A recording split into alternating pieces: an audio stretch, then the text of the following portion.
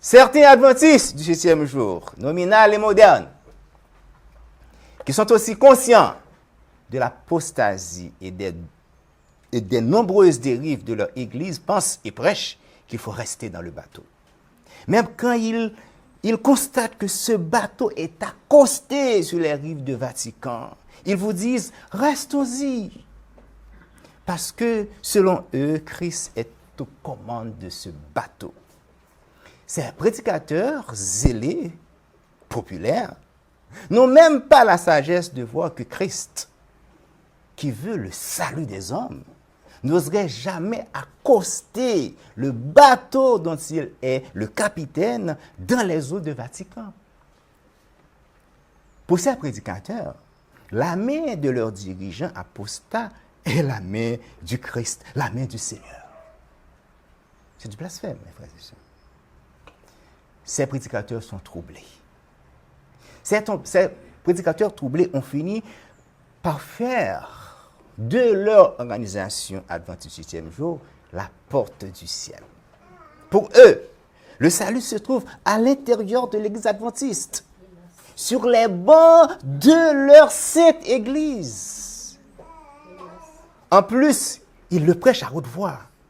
Hors des bancs de l'église, point de salut.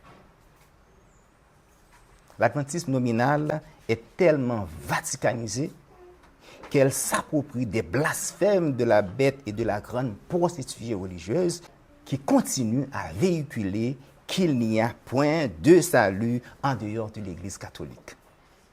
J'ai comme l'impression que ces frères, ces prédicateurs populaires, ne connaissent pas ou oublient complètement la fondation de l'Église de Dieu. Bien qu'ils dénoncent ouvertement que leur Église s'est écartée du message de la vérité présente et que sa fondation ne se trouve pas sur le Christ de la Bible, le seul Fils engendré de Dieu, cela ne les empêche pas à encourager les plus faibles à faire comme eux. C'est-à-dire à rester sur les bancs de l'Église pour être scellés.